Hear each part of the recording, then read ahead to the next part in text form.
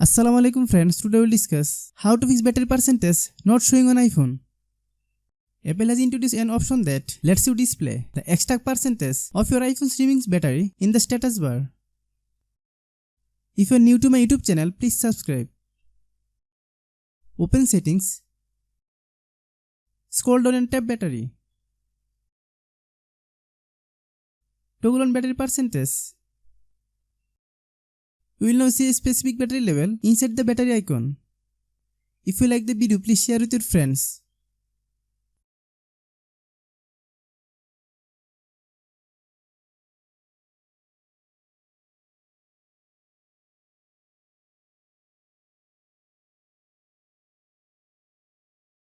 Thanks for watching.